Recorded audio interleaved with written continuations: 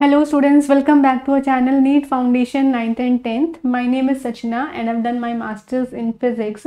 अब देखो जितने भी न्यू स्टूडेंट्स आए हैं जो कि हमारे वीडियोस को पहली बार देख रहे हैं, आप एक काम कर सकते हैं। देखो आप वीडियो के नीचे देखेंगे तो इस तरीके से आपको सब्सक्राइब का ऑप्शन मिल जाएगा।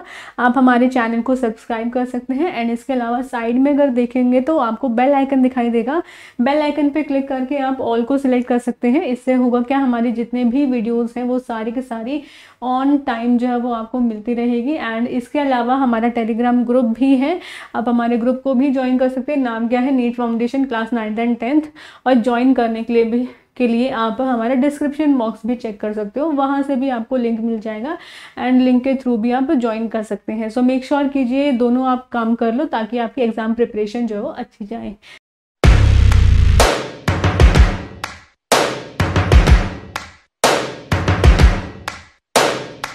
टेंथ का एक चैप्टर कर रहे हैं, fourth chapter carbon and it's compounds, यानी कि हमें कार्बन और उसके कंपाउंड्स के बारे में इस चैप्टर में पढ़ना है। एंड ये आपका साइंस का केमिस्ट्री का सब्जेक्ट है, ये केमिस्ट्री सब्जेक्ट का ये चैप्टर है। अब देखो आज का हमारा ये सेकेंड लेक्चर है तो इसके बारे में हम पढ़ने वाले हैं। और आज का हमारा टॉपिक क्या है, आज का हमारा टॉपिक है एलोट्रॉप्स ऑफ कार्बन। आज का हमारा टॉपिक क्या है, देखो एलोट्रॉप्स ऑफ कार्बन। आपको अच्छे से दिखाई दे रहा होगा ना, ओके ना, यहाँ पे देखो अच्छे से आपको दिखाई दे रहा है। अभी स्टार्ट करते हैं अपना टॉपिक। अब ये देखो, हाँ हमारा टॉपिक क्या है, एलोट्रॉप्स ऑफ कार्बन।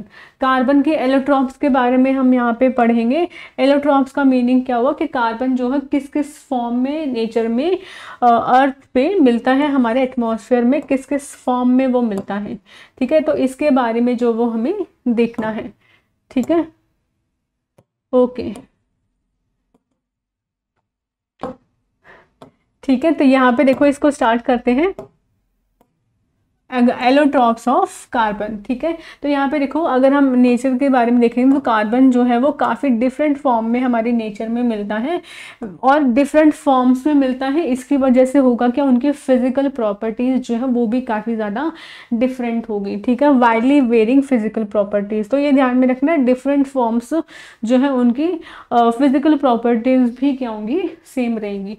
जैसे ये मानो, जैसे डायमंड हो गया और ग्रेफाइट हो गया। डायमंड जो है वो भी किससे बना होता है, कार्बन से बना होता है। एंड ग्रेफाइट जो हमारे पेंसिल्स में होता है वो भी किससे बना होता है, वो किससे बना होता है, कार्बन से। लेकिन दोनों को अगर कंपेयर करेंगे, डायमंड को और ग्रेफाइट को जब कंपेयर करते हैं तो दोनों में काफ़ी ज़्यादा डिफरेंस आपको दिखाई देगा। डायमंड जो है वो हार्डेस्ट मटेरियल होता है ना, पूरी अर्थ पे सबसे हार्डेस्ट मटेरियल नोन कौन सा है, डायमंड। लेकिन वहीं पे अगर ग्रेफाइट को देखेंगे तो ग्रेफाइट काफ़ी सॉफ्ट होता है ना। तो यहाँ पे देखो दोनों चीज़ें बेशक कार्बन से ही बनी है लेकिन दोनों के बीच में डिफरेंस काफ़ी ज़्यादा, उनकी फिजिकल प्रॉपर्टीज़ जो है वो काफ़ी ज़्यादा डिफरेंट है। ठीक है, तो यहाँ पे देखो यहीं पे वो लिखा है कि बोथ डायमंड और ग्रेफाइट ये दोनों हमारे कार्बन से बने हैं लेकिन दोनों में फिजिकल प्रॉपर्टीज़ में दोनों की काफ़ी डिफरेंस है।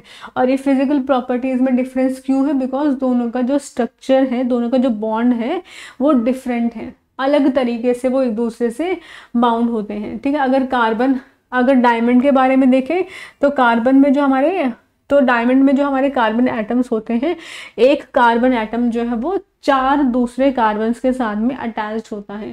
ठीक है, तो एक कार्बन जो है उसके साथ में 4 कार्बन जो है वो और लगे होंगे। ठीक है, तो ये होता है डायमंड के केस में। ठीक है, तो इसकी वजह से देखो एक carbon atom 4 other carbon atom के साथ में बाउंडेड है, तो ये काफ़ी ज़्यादा रिजिड 3 डायमेंशनल स्ट्रक्चर बनाता है, काफ़ी ज़्यादा रिजिड 3 डायमेंशनल स्ट्रक्चर बनाता है, इसलिए काफ़ी ज़्यादा हार्ड बनता है इसके बॉन्डिंग की वजह से। लेकिन अगर वहीं पे अगर हम ग्रेफाइट को देखें तो ईच कार्बन एटम जो है वो सिर्फ 3 ही दूसरे एटम्स के साथ में, कार्बन एटम्स के साथ में अटैच्ड होता है और एक हेक्सागोनल शेप बनाता है इस तरीके से। ठीक है, हेक्सागोनल शेप में ये अटैच होते हैं इस तरीके से। देखो ये ना स्ट्रक्चर ऑफ ग्रेफाइट जो है वो 3 ही कार्बन एटम के साथ में जो है वो अटैच रहता है। तो डायमंड में 4 कार्बन एटम्स और लगे रहते हैं लेकिन कार्बन में 3 और दूसरे कार्बन एटम्स लगे होते हैं। तो इनके स्ट्रक्चर की वजह से ही क्या होता है, दोनों की फिजिकल प्रॉपर्टीज में जो आता है डिफरेंस आता है। अब इसके अलावा देखो, इवन दो देर केमिकल अब देखो इनकी फिजिकल प्रॉपर्टीज तो डिफरेंट रहेगी, लेकिन इनकी जो केमिकल प्रॉपर्टीज है वो क्या रहेंगी, सेम रहती है। Diamond is the hardest substance known while graphite is smooth and slippery. Graphite is also very good conductor of electricity, लेकिन जो डायमंड है वो एक पुअर कंडक्टर ऑफ इलेक्ट्रिसिटी होता है। ठीक है, अब इसके अलावा क्या है, देखो diamonds can be synthesise, diamonds को प्रोड्यूस कर सकते हैं कैसे, by subjecting pure carbon to very high pressure and temperature. यानी कि प्योर कार्बन पे अगर हम प्योर कार्बन एटम्स में काफ़ी ज़्यादा हाई टेम्परेचर और हाई प्रेशर अप्लाई करें तो वहाँ पे हम डायमंड सिंथेसाइज कर सकते हैं, लेकिन उनका जो स्ट्रक्चर होगा, उनका जो साइज होगा वो काफ़ी ज़्यादा स्मॉल होगा। ठीक है, और लेकिन इनडिस्टिंग्विशेबल होंगे नेचुरल डायमंड से। बस इतना है कि उनका साइज काफ़ी स्मॉल रहता है। और इसके अलावा थर्ड जो होते हैं वो कौन से होते हैं, फुलरीन्स होते हैं। फुलरीन्स जो है और दूसरे हमारे कार्बन एलोट्रॉप्स होते हैं। ठीक है, और इनका जो शेप होता है, जो फर्स्ट फुलरीन मिला था वो C60 मिला था। ठीक है, उसका शेप कैसा होता है, देखो इस तरीके से आपके बुक में गिवन भी है। इस तरीके से फुटबॉल शेप उसकी होती है, फुटबॉल शेप होती है इसकी। और इसका नाम क्या है, बकमिंस्टर फुलरीन, बकमिंस्टर फुलरीन। ठीक है, इसका नाम बकमिंस्टर फुलरीन क्यों बोला गया था, बिकॉज ये सबसे पहले because this looked like the geodesic dome designed by the US architect Buckminster Fuller. The molecule was named fullerene. ठीक है, तो एक यूएस आर्किटेक्ट बकमिंस्टर फुलर ने एक जियोडेसिक डोम बनाया था, एक डोम बनाया था, उसकी जैसी शेप उसको उसकी दिखाई दे रही थी, इसलिए इसका नाम बकमिंस्टर फुलरीन जो है वो रखा गया था। ठीक है, इतना अच्छे समझ में आया। अब देखो ये दो क्वेश्चंस करते हैं एक बार। What would be the electron dot structure of carbon dioxide which has the formula CO2। Carbon dioxide CO2 का हमें इलेक्ट्रॉन डॉट स्ट्रक्चर बनाना है। अब देखो कार्बन का एटॉमिक नंबर 6, तो कॉन्फ़िगरेशन क्या 2,4। ऐसे ही ऑक्सीजन का एटॉमिक नंबर क्या 8, कॉन्फ़िगरेशन 2,6। यानी कि दोनों को, कार्बन को 4 इलेक्ट्रॉन्स और चाहिए एंड ऑक्सीजन को 2 इलेक्ट्रॉन्स चाहिए। तो एक कार्बन ऐसे और CO2 है तो 2 ऑक्सीजन होने चाहिए, एक O यहाँ पे आएगा, एक O यहाँ पे आएगा। ठीक है, इस तरीके से कार्बन के 4 वैलेंस इलेक्ट्रॉन्स हमने बना दिए, ऐसे ही ऑक्सीजन के 6 वैलेंस इलेक्ट्रॉन्स हम बना देते हैं, ये रहे। ठीक है, ठीक है, इतना समझ में आया।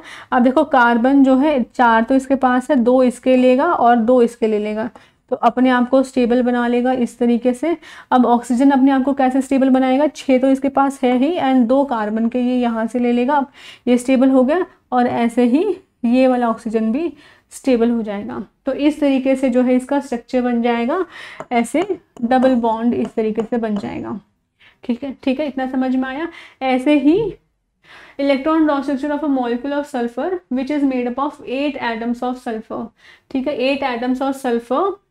हिंट क्या दे रखा है, देखो 8 एटम्स ऑफ सल्फर जो है वो रिंग की शेप में आपस में कनेक्ट होते हैं, तो उसका भी इलेक्ट्रॉन डॉट स्ट्रक्चर जो वो हमें बनाना है। तो देखो सल्फर का एटॉमिक नंबर क्या होता है 16, है ना। इसका इलेक्ट्रॉनिक कॉन्फ़िगरेशन 2, 8 एंड 6। यानी कि अपने आप को स्टेबल करने के लिए हर सल्फर को 2 इलेक्ट्रॉन्स एक्स्ट्रा चाहिए। अब 8 है तो ये रिंग की फॉर्म में इस तरीके से बना लेते हैं इनको।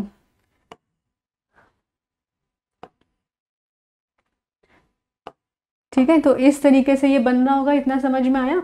हर एक के 6 इलेक्ट्रॉन्स हैं।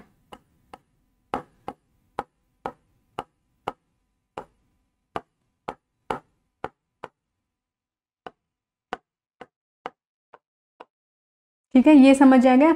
अब यहाँ पे देखो ये बन कैसे रहा होगा, 6 तो इसके पास है ही, एक इस वाले का ले लेगा और एक इस वाले का ले लेगा, तो 6 तो इसके पास ऑलरेडी है ही एंड ये इस तरीके से बॉन्ड बना लेगा। तो आप ये बना सकते हो कि हर सल्फर जो है वो एक इलेक्ट्रॉन इस वाले से, एक इलेक्ट्रॉन इस वाले से, तो इस तरीके से ये बॉन्ड बना रहा होगा एंड कुछ इस तरीके से इसका स्ट्रक्चर जो है वो सिंगल बॉन्ड के साथ में बन जाएगा।